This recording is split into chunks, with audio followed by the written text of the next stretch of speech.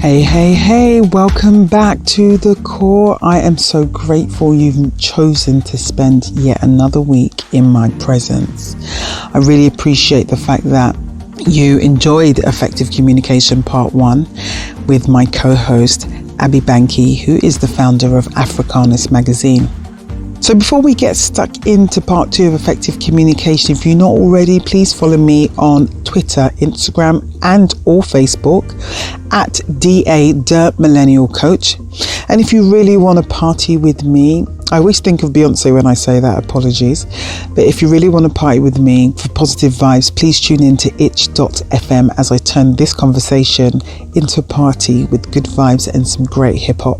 Hip hop is one of the, I would say, foundations of my music tastes. As Itch FM has allowed me to use their platform, I just think it's fun to change it up just a little bit more. So as a dedicated hip hop radio station, UK allows me to explore my love of music while giving useful insights into core subjects as a transformational coach. So let's begin part 2 of Effective Communication with my guest, Abby Banky, founder of Africanist magazine. To all of you, welcome back to The Core, and I am the Millennial Coach.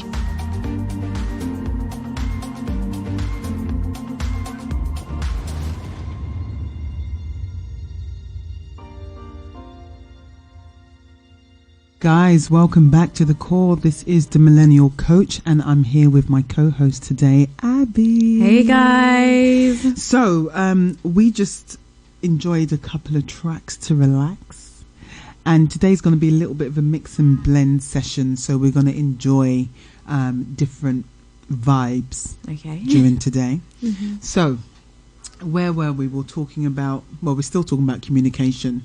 So non-verbal communication. What is non-verbal communication to you? Right. Oh my God. Abby's got notes, guys. She's got notes. Okay, so non-verbal communication really is body language. Okay. That's just as simple as that for me anyway.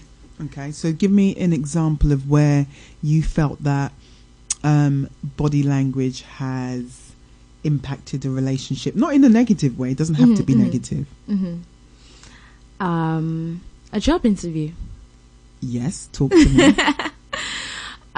During my interview, I noticed that the person interviewing me was sort of changing her body position. So I realized the smart thing to do would be to smile and mirror what she was doing to show that I am paying attention. Okay, so what you're saying, right, is called mirroring, which is a technique. I know everyone knows who, well, many people know who Tony Robbins is. So one thing that he says is when you're in the presence of someone else, breathe the same way they breathe and act the same way they act. And what his philosophy on this is that you actually win them over because you're actually mirroring them. So what was what happened, your experience? I mean, the feedback was, Abby, you are so charming. We would love to have you working in this company. So, yes, it was a beautiful experience. And also it allowed me to build, it was like 20 minutes, but to develop a relationship with that person. So when you said develop a relationship, what did that look like? It looked like, okay, we are going to, I guess if I do get this job, which I did, we would be able to conversate outside of work. It shows that I have more substance to me than just being eager to get the job. And it showed that I was paying attention and, yeah. So there is a lot of decoding when you do pay attention to non-verbal communication. So you said something quite interesting, decoding. Right. So if a guy's looking at you from across the room, how do you decode that type of communication? Well, it depends on how he's looking at me. If he's staring just at my chest, I have something called a poker face. And I don't think men always just stare at your chest.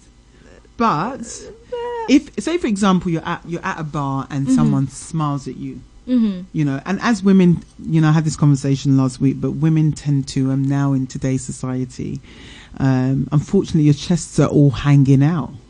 So if I was you know, I sometimes think to myself, if I was a man, honest to God, I think I'd be Future. I would have so many baby mothers. Oh gosh. Because women present themselves, and how they communicate what they want is through how a lot of them dress. Sometimes. Yeah, I would argue that. Okay, argue. But how I dress shouldn't have to necessarily dictate how you address me.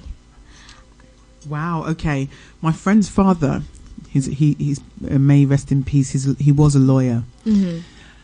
And she always said to me, my dad always said, dress how you want to be addressed. And you're saying the reverse. So this is quite interesting. And obviously, it's maybe a generational thing.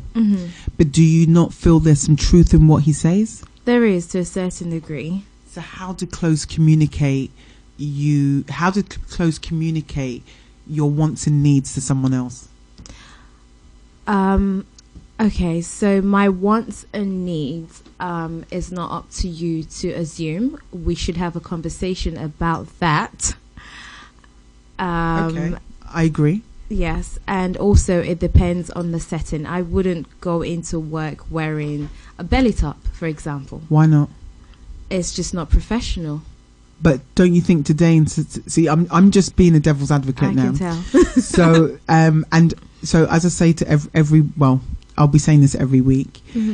A lot of the things I say isn't to provoke people to start acting crazy on social media. It's just a conversation. Yeah. And it's not to offend. It's just to inquire. But if you wore a belly top to work, what do you think that represents your thoughts about yourself within the work? Does you think that is a representation of how you think you perform? Does that impact how you perform wearing a belly top? Definitely not. However, I do have a vision of how I would like to be perceived professionally. Okay. So there is a code, and it's something I would rather stick to. And outside of work, I would dress as I would like to in that environment. So you're happy to wear the belly top outside? And not inside? Not inside. Well, I have to agree with you. And the thing is, what about eye contact? Because I get really shy. If I see a guy that I think is really hot, like The Rock. Okay. But he's married now with a kid, so that's just not possible. Each their own. But if he was single and we locked eyes across the room. Right. I get shy, so I just don't give eye contact. But eye contact is one of the most powerful forms of communication. It is. Quick story. When I was about 16, I got sent to August to buy a clock. And this guy came to me, and he was so beautiful. And I couldn't communicate. He said, "What's your postcode?" And I was like, "Sorry, what's that?" So forget eye contact. That's not even happening. So yeah, but the thing is, I think girls, you got to support me. DJ Sammy J, I don't know if you're out there, but you have to, you know, you're the only girl on the station, I think, right? So to Abby and Sammy,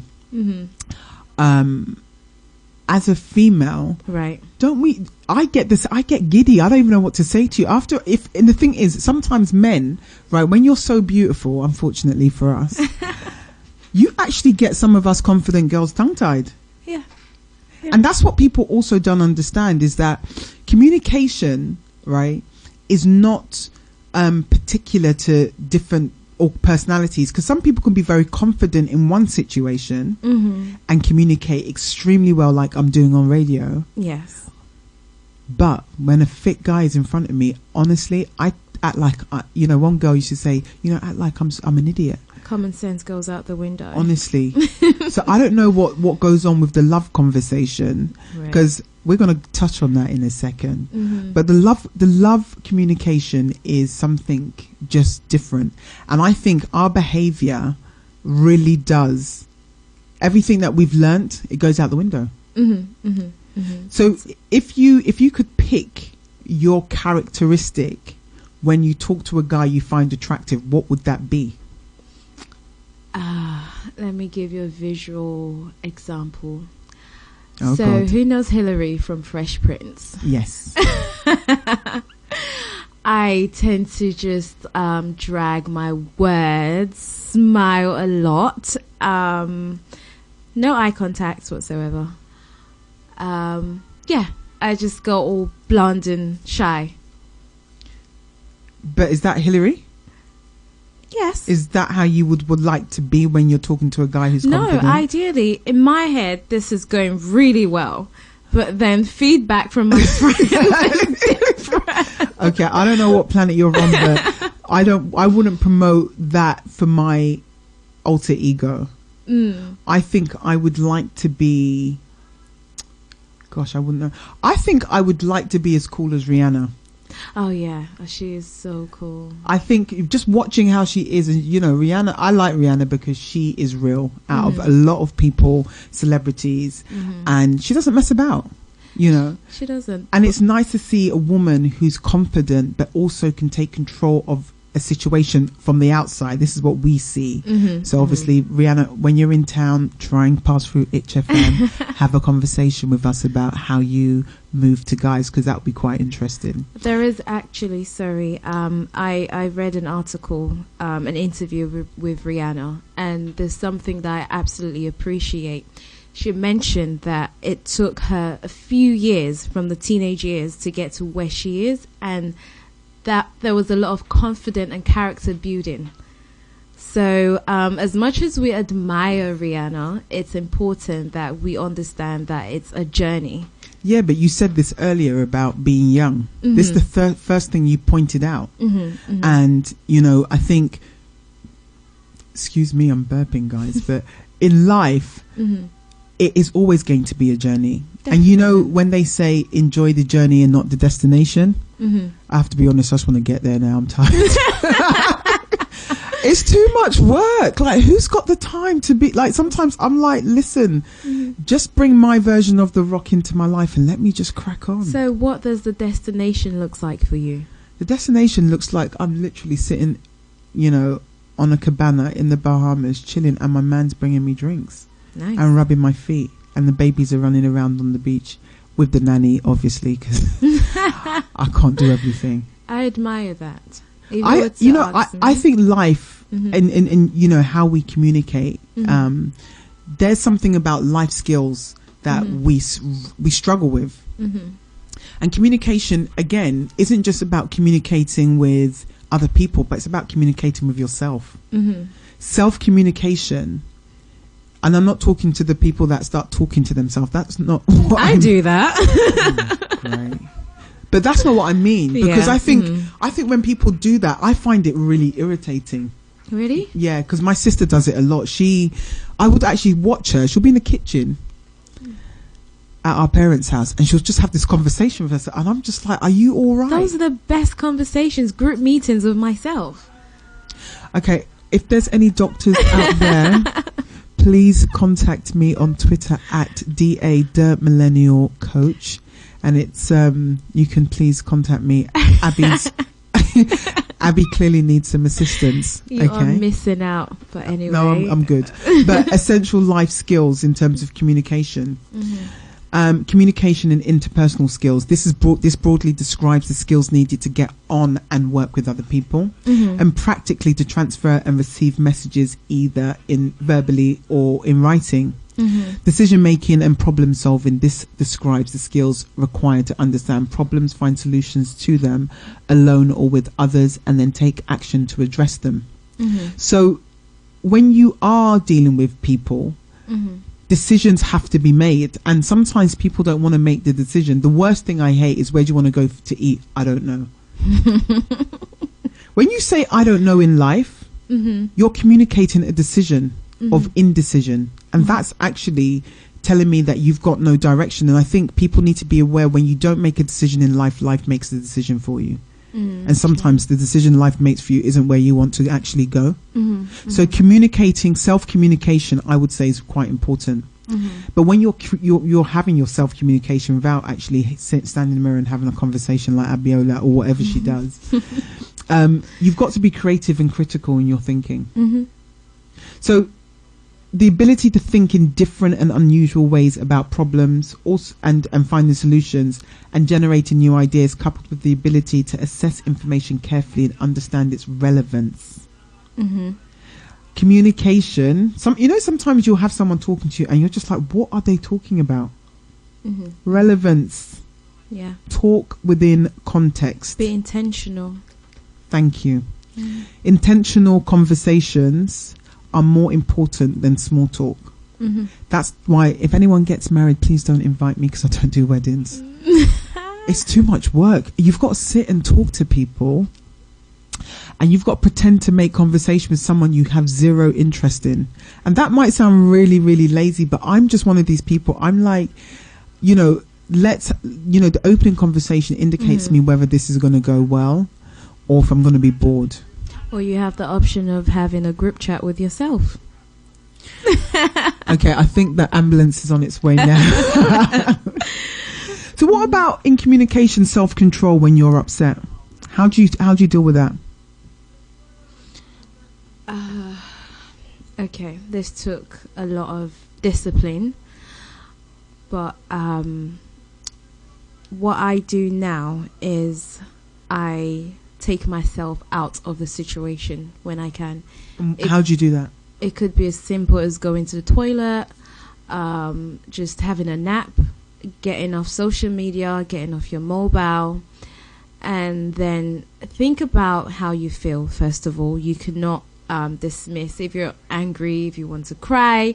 Just allow yourself to go through those emotions and then analyze the situation and communicate. Yeah.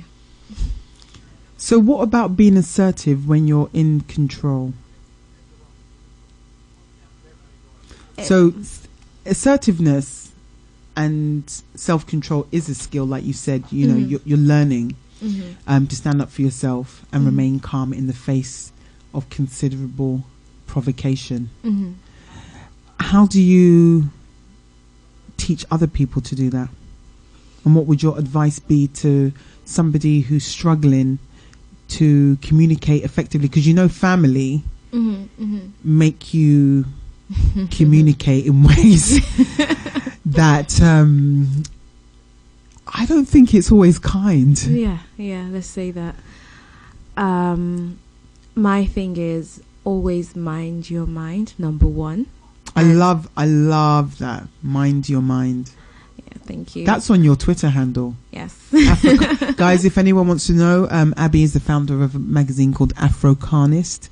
You can find it on Twitter and you can find her on Instagram. Please, please, please try to connect with Abby. I think she's proper cool and she's got a lot of really interesting ideas going on both nationally and internationally. Yeah. So before I interrupted you, sorry. Mind your mind and allow yourself to feel the emotions you're going through. And then you decide what action will be best for that situation. Okay. So family I just think sometimes people, and the thing is, I think everyone in families is so different. Definitely. My siblings and me, we're very different. Like I'm the creative one. I'm the fun extrovert. one. Well, if you know me well, I'm quite an introvert at times. Yeah. So, but the thing is, we all communicate so differently. So I think also parents, I think you have to be, slightly bipolar to have children in a sense, because all your kids are different. So you've got to be dealing with different personalities, yeah. And that's not easy. But I think kids always understand when you're angry.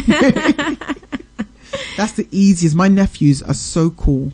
But when I see their mum kick off, I'm just like, I actually feel sorry for them, because I'm just like, you shouldn't have done that. But that's a form of non-verbal communication, because I feel to a certain degree, before you verbally communicate with someone physically, you feel their energy.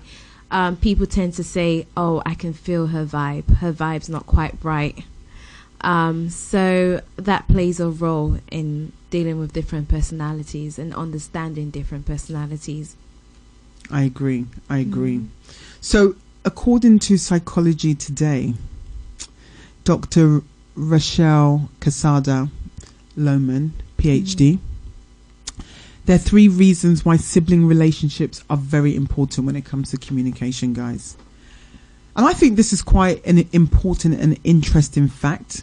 Mm-hmm. Friendships may come and go, but you're stuck with your sibling. The relationship is oftentimes one of the longest relationship in a person's life, unless you drown them in the bath, because you know they can be annoying.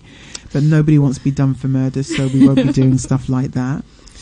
Sibling relationships are authentic. Often siblings grow up in the same environment, share the same parents, and share common memories and similar experiences. So those of you that used to get beaten with the wooden spoon or the belt, the shoe, I don't know if anyone's had a chair or, but, whatever's happened in your life. Yeah, the slippers. Oh, yeah, the slippers. You all share the same experiences. Mm-hmm. And I think that's a lot of that's a lot of the way people stay connected. Mm-hmm, mm-hmm. Because, you can't get rid of memories. Yeah. Memories. It bonds you. Yeah. Mm-hmm. Siblings are our family tree. Mm. They are part of who we are, and the relationship is a shared history that makes this unique relationship invaluable. Mm-hmm. I don't know about that, because I think there's, in my life, and certain people in my life who are extremely close to me, know stuff about me that no one knows about, not even my family. So, and the thing is, I also feel that just because you're not related by blood, mm-hmm, mm-hmm, there's a lot of people in our lives that are our family. Yeah. And I think we need to also take that really seriously in terms of how we communicate that level of love to that person. Mm-hmm. And one thing I say about relationships and communication, let people in your life know how you feel about them. Mm-hmm. Because a lot of times, like you said earlier about the person that responded to your grandma's passing, mm-hmm, you said, you just distance yourself from that person because of their behavior, correct? Yes, just for a while till, I could you felt better. Yeah. So in those types of scenarios, mm-hmm, right, at some point you need to address the situation and the person's behavior, mm-hmm, calmly. Mm-hmm. But also, if that person is important to you, one of the things I always say to people, and my brother even said this to me, how do you feel about that person? But also, how does that person feel about you? Mm. How does that person feel about you? That's true. So, as much as having siblings and all this nice stuff sounds amazing, how do you promote a positive and healthy relationship with your siblings? Yeah. Well, I have the best sister. And thank you. No, we're not related. I'm joking. So we've come a long way, and our communication now is one of the best, and that's a result of respecting each other and setting boundaries, and also being really knowing your siblings, knowing their intentions. It will save your relationship. And just before anything else, before you react, before you go crazy on them, just remember one thing. This sounds a bit cliche, but let love lead the way. Amen. Amen.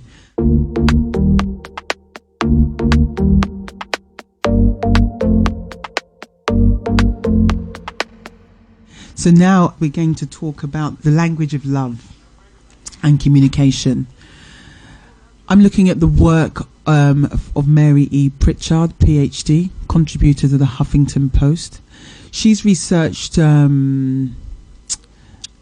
guy called Gary Chapman's work, and these are his 5 love languages. words of affirmation, saying I love you, complimenting or praising each other. Abby, I think you're dope. I love you, Sandra. Quality time spent together, even if you're doing nothing. Receiving gifts, tokens of appreciation and affection. Acts of service, doing something for the other person. Physical touch, hand-holding, kissing, and sex. So Ella May took us into the booed up situation of love. So what language in your life of relationships have you experienced in love? My favorite, I would start with, is gifts. Honest to God, girls. You know, when Jay-Z got that song out, I don't think he was wrong. No, diamonds are a girl's best friend. Get me perfume. But I love you. It doesn't necessarily... But that, are you saying I love you after the gift? Because that level of communication, girls and guys, I would think is quite suspect. So if all you do is buy a girl gifts and she keeps saying I love you, it goes both ways. Yeah, well, if you keep saying that you love him after he buys you a gift, I think the guy needs to wake the heck up. No, okay, being serious now. To say I love you, I think it needs to be backed up with actions. Like what? Creating time. Okay. Again, gifts fall into that, but also I love you. What can I do? What can I bring to the table to make life easier for you? How can we grow together? Because that means that I love you. There's a future in there. It carries weight. Okay.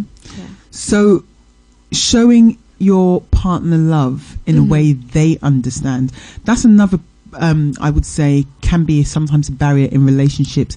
People don't actually know how to communicate how they love each other. Some people, some guys are not used to saying I love you, and some girls might say I love you, and the guy doesn't know how to respond. And I think a lot of it can be generational, can be cultural. I remember I said to my dad, I love you. He was like, and then he put the phone down. My dad's in his 80s, guys. And so, and I'm the youngest at 20 or around about. Right, Abby? Yeah. But, you know, that's a generational thing of not knowing how to express love verbally. But my dad's always shown up for me in my life. So I don't really have those daddy issues in the sense that, you know, I know what, in my opinion, I think I know what I would love from a man and how he expresses himself. And when I see my brother being a parent, I can see the love he has for his children because, you know, he's been married, he's been with his wife now for almost 20 years, you know, as young as we are. But it's important to speak the same language of love as your partner. Yeah. So, and also, what about communicating your needs to your partner? So, as much as we think our partner should show us well enough to figure out what we want, they don't. And so your partner is not a mind reader. Trust me on this one. Yeah. You know, you have to be specific about what you want and what you need in order to feel the love that I would say, you understand. Yes, and I would say for my generation, our generation, sorry, do not be afraid to communicate your needs in relationships. Because if your partner does... But don't you... Sorry, I'm going to cut you. And right. I'm interrupting you. But should tell you why. Because you're talking about your generation. But when we look on all the social media, it's all materialistic. It is. So how do you communicate? And how does a guy not be scared of dating a girl in 2019, 2020 without thinking, I have to be a multimillionaire to be able to even take her for dinner?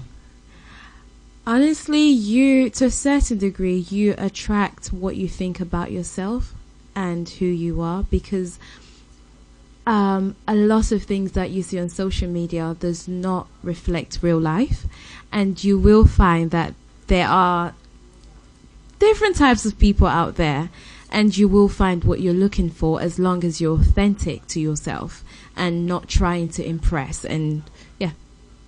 But that in the sense of whether it's real life or not, I still think that people need to ask for what they want. Definitely. But I think when women ask men for what they want in a love relationship, men seem to shut down or look like they're in shock. Sometimes they look like they've got a deer in headlights, like, okay, now she wants to move in because she wants to express how she feels about me. Like, that's a bit intense.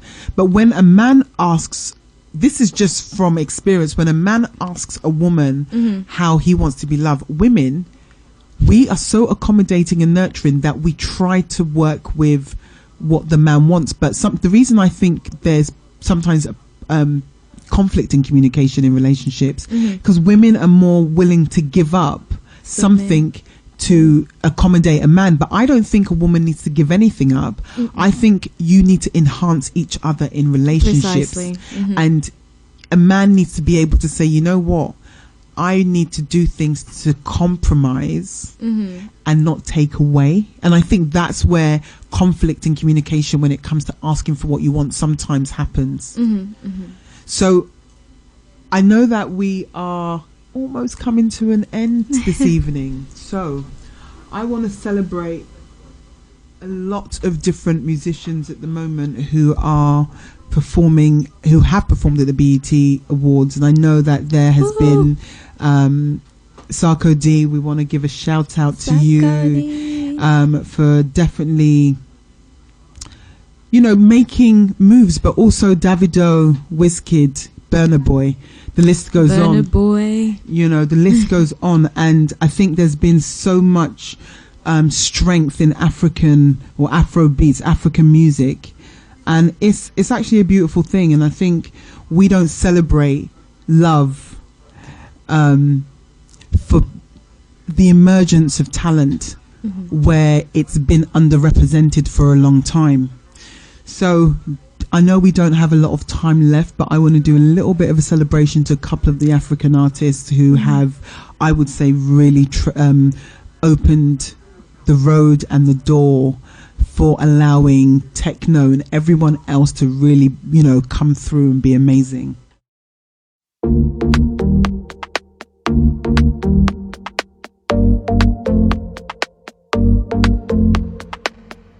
So as we come to a close, one of the things as we talk about communication in relationships, it's got to be consistent, guys. You've got to rinse and repeat. There's no magic wand for any relationship. And I think having that awareness, knowing that, you know, just communicating. And if you don't like the fact you have to make compromise, I'm sorry, but you just have to get used to it. Because the language of love is something you don't speak all the time.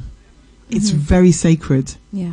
You know, so you might want to examine your behavior in line with what you say. So communicating in love, really, you know, you've got to take ownership in that. Really got to take ownership in that. Love is a beautiful experience. Those of you that have been in love, those of you that are currently in love, and those of you looking for love.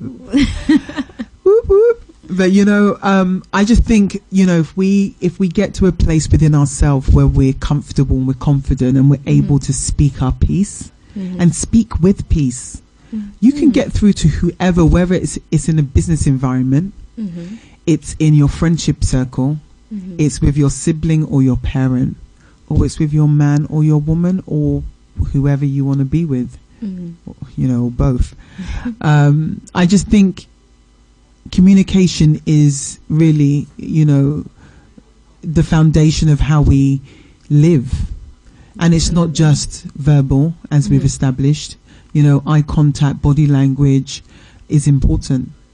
So even when you're on the train, I put my back to people that I find quite annoying. You know, the ones that keep moving around when you're trying to get through, or they won't move. So you just shove yourself into that little space. And I think people can sense when people are annoyed with them on the train. So I try and stand in the middle because I just like peace of mind so I can breathe and not smell anyone's BO. But Or I take the bus sometimes because I find that much more relaxing. And that's the way I communicate myself, but I can relax. And I think having space, remember self-auditing and knowing if you've communicated incorrectly or you've communicated in a way that has offended somebody, honestly, grab your, big girl panties or big boy panties, pull them up and apologize. Definitely. Life's too short, as we know. Yeah. Everyone's going through something. People are getting sick on a regular basis for some strange reason. And I think if we can spend time just taking care of our behavior, if everybody took a self-auditing class with the millennial coach, I guarantee you'll have more self-awareness. Self-awareness is so powerful because I know sometimes if I know the impacts I want to have, there's a tone I will take, whether I'm in the workplace, well, mainly when I'm in the workplace, because when I'm doing a session, I've got a certain amount of time to do a coaching session in. Right. So I don't have the luxury of time to be cracking jokes for 2 hours or an hour or however long the session needs to be. I've got to think to myself, right, there's certain elements I need to get through, and I know this person has this issue. So I've got to think about how I'm going to communicate, and also how that person's going to communicate with me. Because you cannot live in a world where you're the only one talking. Do you find that sometimes that you are around people that might just be very self-centered? Yes, we do have those type of people around us, but again, it's down to boundaries and communicating. As we've been saying, set boundaries, let them know, okay, you've been doing this quite often in a respectful way, and just setting them straight. And yeah. So what do you think you're going to do differently since today's show?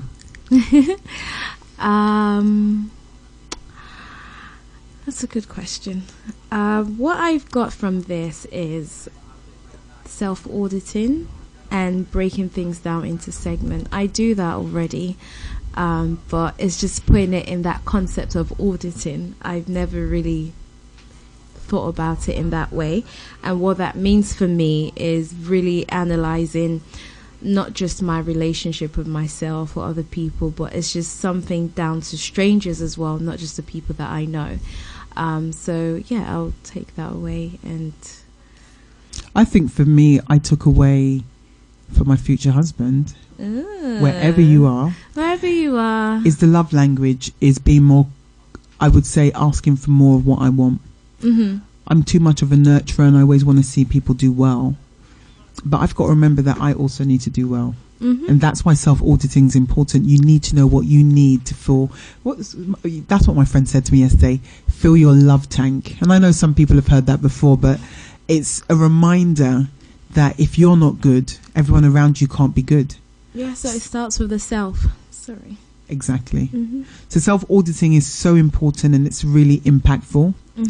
But I want to thank ItchFM today for allowing us to be on this platform. Thank you. Thank you, guys. And I also want to thank Abby for spending time and energy today. It's a privilege to have you and an honor. Thank you. Thank you for having me. And I want to thank myself, like Snoop Dogg did. Thank yourself. Thank yourself. I want to thank myself for making the effort to look at communication as a tool that we can use effectively in our lives. So thank you all for listening tonight. I am the Millennial Coach, and this is The Core. And we're going to leave out with Sarkodie, who won BET International Best Hip Hop Award. And I hope that there's longevity in everyone's careers, who are really making a difference in different industries.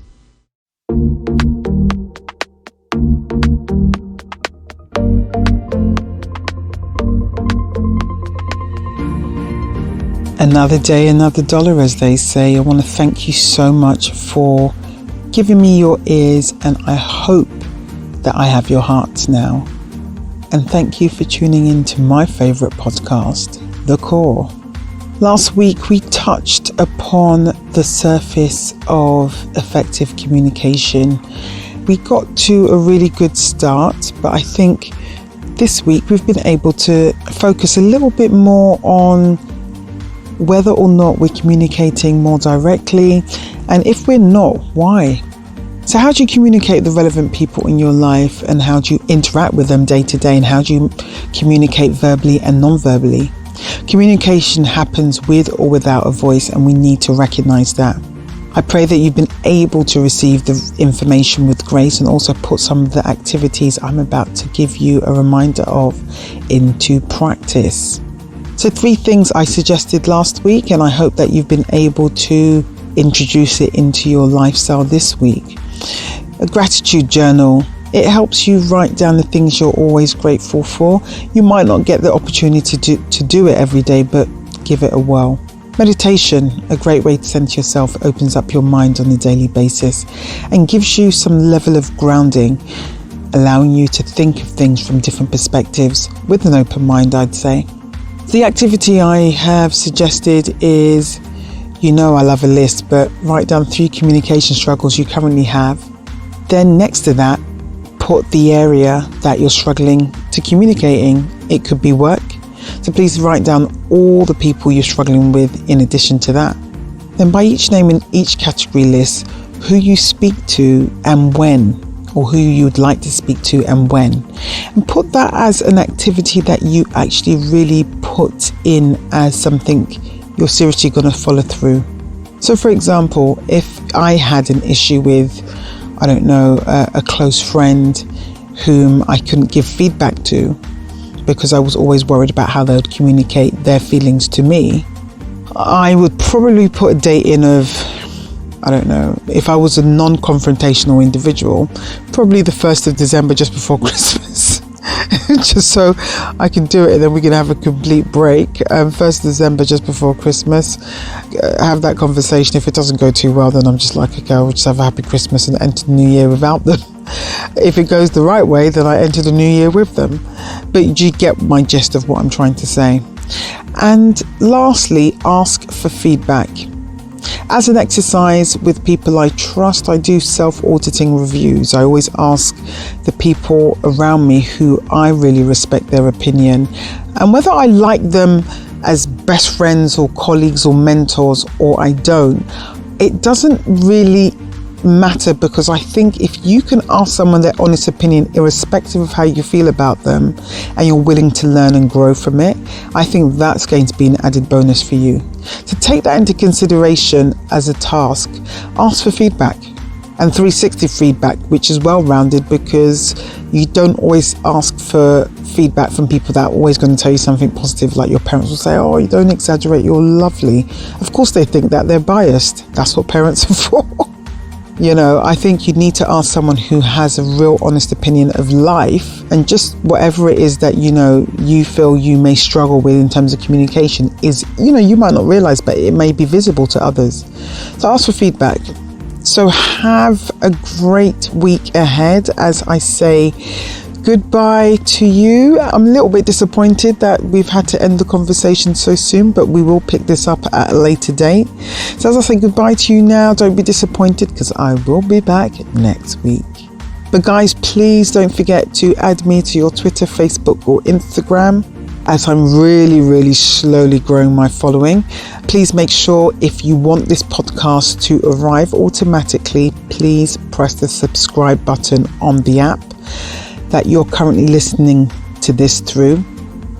And if you found the topics of interest, please write some comments. Love to hear what you think and how it's impacted or penetrated you. Please share with a friend to start a new conversation in your lives today. You never know where it might lead.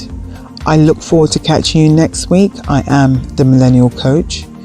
You've been listening to The Core, and I hope that you are able to tune in with your hearts and your minds next week. Much love.